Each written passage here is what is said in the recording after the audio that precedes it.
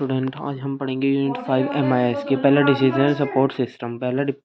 इसका मीनिंग पढ़ेंगे। Decision support system का मतलब क्या होता है? डिसीजन सपोर्ट सिस्टम का मतलब होता है जो कि हमारा क्विकली हमें डिसीजन लिया जाए एक बिजनेस के लिए। जैसे कि प्रॉब्लम कोई सॉल्व करनी हो, क्विकली किसी प्रोडक्ट के लिए हमें डिसीजन लेना पड़ जाए, तो वो सब क्या करते हैं, डिसीजन सपोर्ट सिस्टम बनाया जाता है, जिससे हम क्या कर सकते हैं, इजीली डिसीजन ले सकते हैं।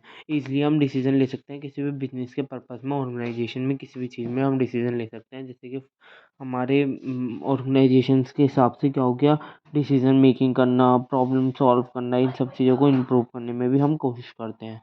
क्या क्या करते हैं, डिसीज़न को सॉल्व करने में भी हम क्या करते हैं, कोशिश करते हैं।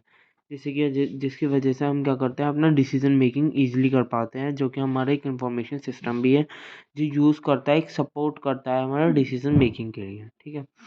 डिसीज़न मेकिंग के जो है हमारे क्या होता है, एक तरीके से डिसीज़न मेकिंग जो है वो हमारी क्या होती है, किस लिए होती है, क्योंकि जैसे कौन यूज़ करता है, उससे ज़्यादातर हमारे लोअर लेवल वाले और हमारे मिडल लेवल वाले ही उसे यूज़ करते हैं। Decision support system upper level वाले और मिडल लेवल वाले ही उसे यूज़ करते हैं। सॉरी, गलती से मैंने आपको लोअर लेवल बोल दिया। अपर लेवल और मिडल लेवल ही उसे यूज़ करता है, जिससे कि वो क्विकली डिसीजन ले ले और उसके बाद वो बता सके अपने लोअर लेवल वालों को कि हाँ भाई, इस चीज़ का हमने डिसीजन लिया है, इस चीज़ के ऊपर हमें मैन्युफैक्चरिंग करनी है। अब हमारा क्या है, डिसीजन DSS क्यों यूज़ करते हैं हम? ये हमारी एक टेक्नोलॉजी है जो कि हमारी एडवांस में चलती है। इससे हम क्या करते हैं, अपने डाटा को क्या करते हैं, पहले एनालाइज करते हैं, जिसकी वजह से हम क्या करते हैं, पहले जितने भी हमारे प्रीवियस ईयर का डाटा होता है उससे हम एनालाइज करते हैं कि हम जब से डिसीजन सपोर्ट सिस्टम हमने यूज़ करना शुरू किया है, क्या हमारी कुछ ना कुछ चीज़ें इफेक्टिव कर रही हैं, बढ़ रही हैं या नहीं कर रही हैं। डिसीजन सपोर्ट सिस्टम इसलिए यूज़ करते हैं जिससे कि हमारी प्रॉब्लम भी सॉल्व कर सकें, और उसके लगाने से हमारे क्या हो सके कि हमारा कुछ भी, जितनी भी हमारी सॉल्व प्रॉब्लम्स थी वो प्रॉब्लम सॉल्व हो रही है नहीं हो रही, और हमारा जो डिसीजन मेकिंग है वो क्विकली लिया जा रहा है या नहीं लिया जा रहा। अब आता है एक डिसीजन सपोर्ट सिस्टम का डायनेमिक्स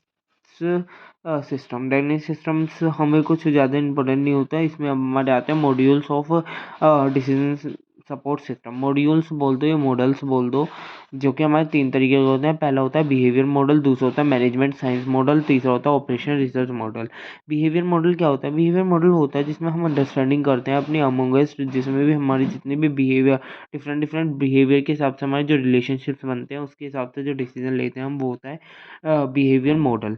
सेकंड है हमारा management science model. Management science model क्या होता है, जो कि हमारे जितने भी प्रिंसिपल्स होते हैं उन सबको डेवलप करने की कोशिश करता है, जैसे कि हमारी अकाउंटिंग, मैनेजमेंटिंग, हमारे रूल्स रेगुलेशंस, इकोनॉमी, इन सब चीज़ों को हम क्या करते हैं, कोशिश करते हैं इम्प्रूव करने की, और उसके हिसाब से हम क्या करते हैं, उसे मैनेज करते हैं, जिससे कि हम क्या कर सकें, डिसीजन मैनेजमेंट डिसीजन में यूज़ कर सकें, कि हम उसकी ईजिली हम क्या कर सकें, उसे मैनेज कर पाएँ।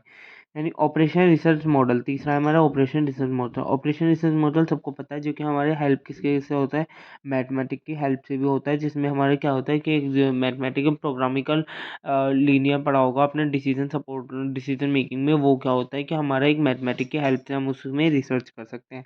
क्या करते हैं हम कि सर्वे करते हैं फीडबैक से थ्रू, इन सब चीज़ों के थ्रू हम क्या करते हैं, ऑपरेशनल रिसर्च करते हैं, जिसकी वजह से हमारी क्या होती है कि हमें पता चलती है कि हाँ, हमारी इतनी प्रोबेबिलिटी हो सकती है, इस चीज़ में इतनी प्रोबेबिलिटी हो सकती है। जैसे कि अभी हमारी सपोज दैट कि एक वो चल रहा है, AI टूल चल रहा है, उसमें हमें पता चल जाता है कि हमारी कितनी प्रोबेबिलिटी हो सकती है, उस चीज़ के लिए हमें कितनी प्रोबेबिलिटी हो सकती है, ये सब चीज़ें हमें उससे पता चल जाती है।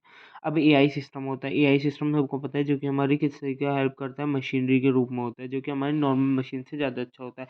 AI का मतलब क्या होता है, ऑटोमेटिकली जो हम क्या करते हैं कि जो हमारी एक होती है सिंपल मशीन, दूसरी होती है AI सॉफ्टवेयर्स, जो AI सॉफ्टवेयर्स यूज़ कर रही है। अब क्या होता है कि जो सिंपल मशीन होती है उसे हमें कमांड देनी पड़ती है बार बार, और जब कमांड देते हैं तो हमारी जो हमने वो कमांड बताई है वो उसी को ही बस फॉलो करता रहेगा, आगे कोई भी अपनी माइंड से वो अपने आप कोई भी डिसीजन नहीं ले पाएगा। पर लेकिन AI, अगर उसमें AI यूज़ कर रहा है, AI सॉफ्टवेयर उसे यूज़ कर रहा है, तो वो क्या करेगा कि वो ऑटोमेटिकली कमांड लेता है। कमांड लेने के बाद क्या करता है कि वो जो थोड़े दिन उस कमांड को फॉलो करता है, जब उसे पता चलने लगता है तो वो अपना ऑटोमेटिकली ब्रेन को यूज़ करना शुरू कर देता है। वो ऑटोमेटिकली क्या करना चाहता है कि वो फिर उस चीज़ को अपने हिसाब से उसके हिसाब से सेटअप करने लगता है। Thank you so much, please lecture हम इसमें क्या नाम है, नोट्स मैं आपको अलग से प्रोवाइड करा दूँगा।